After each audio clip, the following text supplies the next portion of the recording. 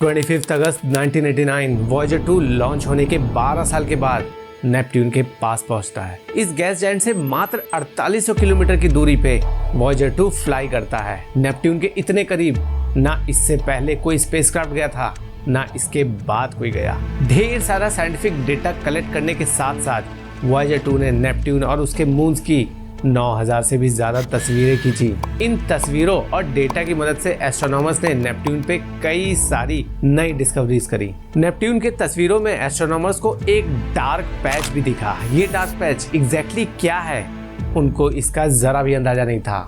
होता भी कैसे, इससे पहले उन्होंने नेपट्यून पे ये डार्क पैच कभी नहीं देखा था। इस डार्क पैच को स्टडी करने पे साइंटिस्ट ने जो डिस्कवर किया उसने उनके होश उड़ा दिए। They were completely shocked।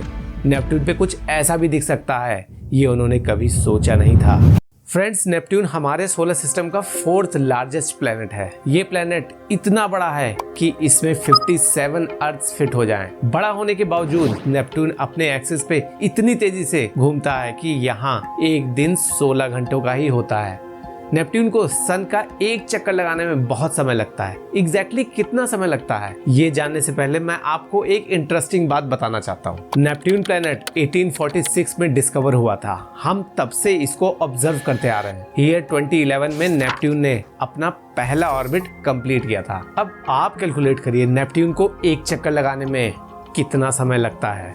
अगर आपका जवाब 165 साल 165 ईयर्स है तो आप सही हैं दोस्तों। अब सवाल आता है कि आखिर नेपट्यून को सन का एक चक्कर लगाने में इतना समय क्यों लगता है। इसका जवाब आपको थोड़ी देर में खुद ही पता चल जाएगा। दोस्तों, नेपट्यून रिंग्स के बारे में हमें वॉयेजर 2 से पहले ही पता था, लेकिन वॉयेजर 2 ने जो क्लोजअप इमेजेस हमसे शेयर करी उसमें नेपट्यून की रिंग्स साफ साफ नजर आ रहे हैं। इमेजेस में नेपट्यून की 5 रिंग्स दिखी जो धूल, मिट्टी और छोटे छोटे पत्थरों से बनी हुई थी। ये रिंग्स उतनी खूबसूरत नहीं हैं जितनी सैटर्न की रिंग्स हैं। इनफैक्ट सैटर्न की पहचान उसकी रिंग सिस्टम से ही होती है, लेकिन नेपट्यून की पहचान उसका रिंग सिस्टम नहीं बल्कि उसका ब्राइट ब्लू कलर से होता है। लेकिन ये प्लेनेट ब्लू ही क्यों दिखता है, कोई और कलर का क्यों नहीं दिखता है?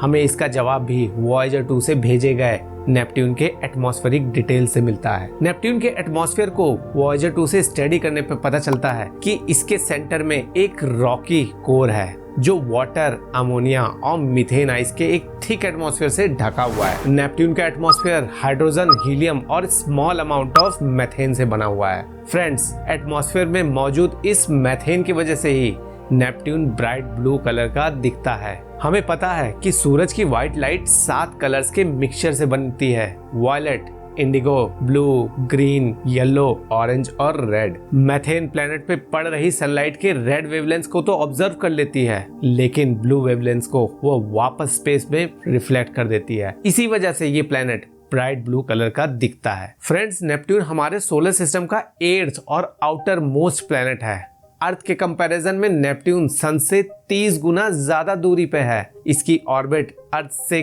काफी बड़ी है। इसके साथ ही नेपट्यून की ऑर्बिटल स्पीड भी अर्थ से 5.5 गुना स्लो है। बड़े ऑर्बिट और स्लोअर स्पीड की वजह से नेपट्यून को एक चक्कर लगाने में 165 साल का समय लग जाता है। सूरज से इतनी डिस्टेंस होने पे जाहिर सी बात है कि इस प्लेनेट को बहुत कम इंटेंसिटी की सनलाइट मिलती होगी। कम लाइट यानी कि लेसर वार्मिंग ऑफ एटमॉस्फेयर, जिससे साइंटिस्ट ने ये अनुमान लगाया कि यहाँ एटमॉस्फेयर की मूवमेंट नेग्लिजिबल होगी, यहाँ हवा ना के बराबर ही चलती होगी, ऐसा सबका मानना था।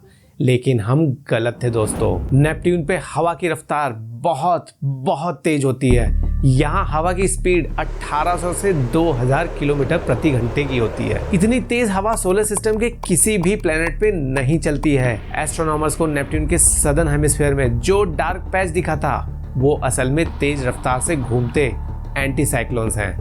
इनका साइज इतना बड़ा है कि इसमें पूरी की पूरी अर्थ ही फिट हो सकती है। इनको ग्रेट डार्क स्पॉट बोला जाता है। जुपिटर के ग्रेट रेड स्पॉट से ये काफी मिलते जुलते हैं, लेकिन जुपिटर का ग्रेट रेड स्पॉट को जहां हम पिछले 350 साल से ऑब्जर्व कर रहे हैं, वहीं नेपट्यून का ग्रेट डार्क स्पॉट वॉयेजर 2 के टाइम 1989 में तो दिखा, लेकिन 1994 में हबल टेलीस्कोप से देखने पर वो नहीं दिखा। इनफैक्ट उसकी जगह एक दूसरा डार्क स्पॉट दिखा, एक डिफरेंट लोकेशन पे।